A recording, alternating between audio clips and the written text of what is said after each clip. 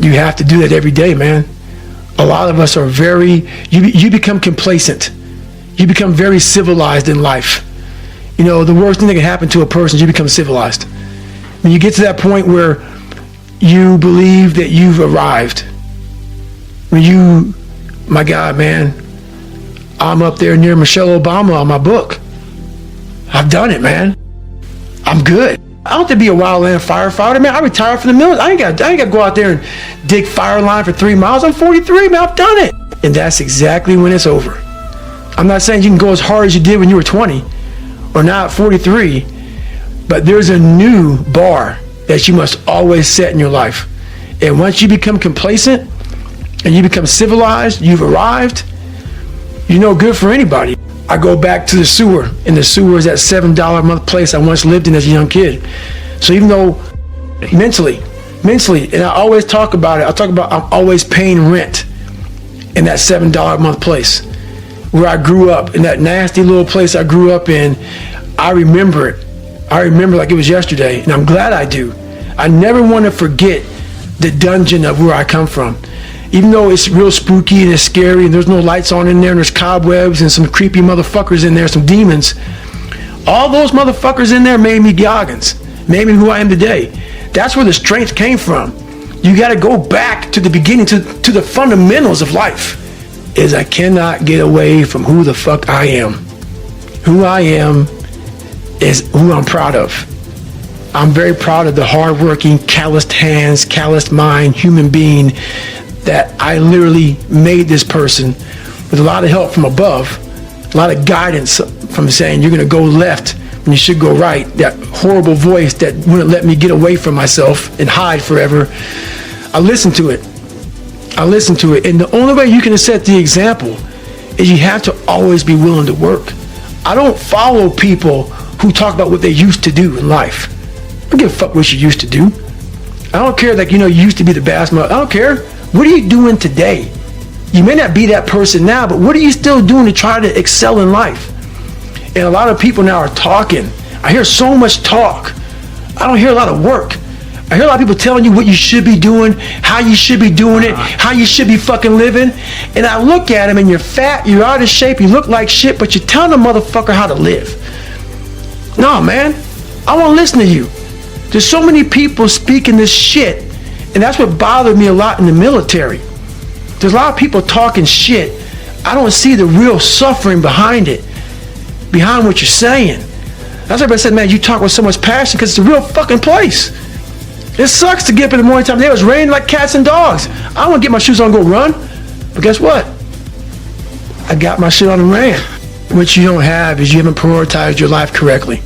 We all have time. We all have time. What you've done wrong is that you didn't prioritize yourself. You didn't prioritize that, look, motherfucker, I got to get up and win this war today against myself. I need to look better. I need to feel better. I need to eat better. I need to prioritize time. It's unreal how much time you waste during the day. And most of it is on these fucking computers, phones, Instagramming back and forth, whatever the heck you call this shit nowadays, tweeting and texting and shit. We waste so much time on our little gadgets. It's unreal. And we talk about we have no time. If you really you have to take your day and write down this one day. Everything you do, write that down, and you're like, my God, I am wasting so much time on frivolous bullshit. It's not even funny. I mean, it will, if it doesn't infuriate you, it should. Because there's so much time. I can't get it in. Look at your schedule. You just wasted 7 hours today on bullshit. I mean, and you don't have an hour a day to try to get something in for yourself. I guarantee everybody can find an hour. It's fucking miserable. It is miserable. I mean, to get up every day or 5 days a week, whatever, when it's snowing, shiny, not shiny, not comfortable, and to go in the gym and work out when you don't want to go to the gym, it is not fun. If you don't see results in the first 2 days or the first week, I'm done.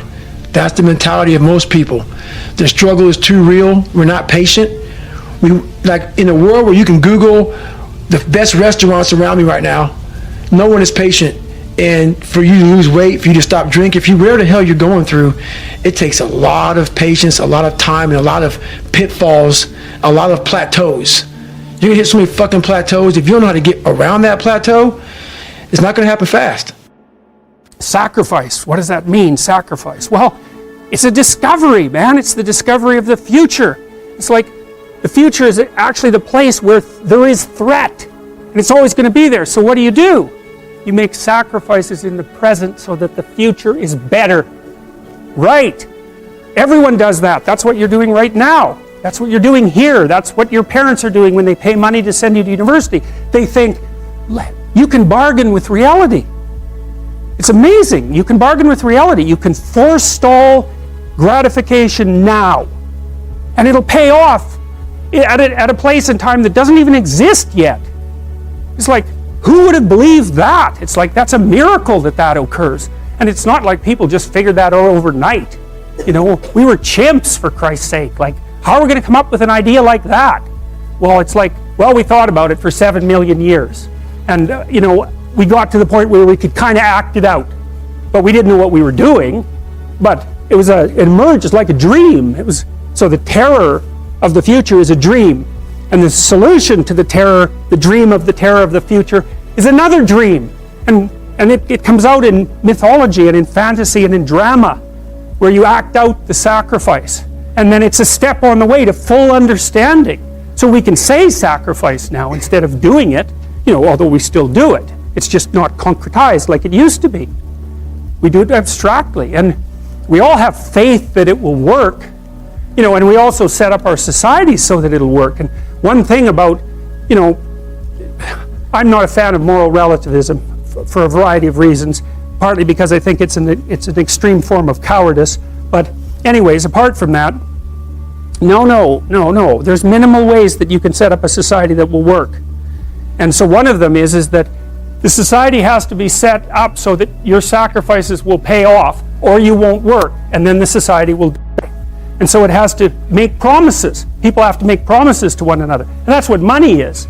Money is a promise that your sacrifice will pay off in the future. That's what money is. And so if the society is stable, you can store up your work right now. You can sacrifice your impulses and you can work and you can store up credit for the future. And then you can make the future a better place. But society has to be stable enough to allow for that. Hyperinflation will do you in. So the promise that's implicit in the currency is the promise that what you're doing now will pay off in the future. And if people don't have that promise, then, well, we know what they do. Because in gangs, for example, in, say, gangs in North America, the time horizon of the gang members shrinks rapidly because they don't really expect to be alive much past 21. And so they get really impulsive and like, why the hell not? That's what you do when the future doesn't matter, when it's not real. You default back to living in the moment and you take what you can get right now. And no wonder, because you don't know if you're going to be around in a year. And you get whatever you can while you can bloody well get it. And that's like anarchy, that state. And so you don't want to live in, some people like to live in that state because they're really wired for that, you know. And so they're much more comfortable in those conditions. They're kind of like warrior types, I would say, in some sense. But, you know, for most people, that's just, well, that stress will just do you in, you know, the stress of a life like that.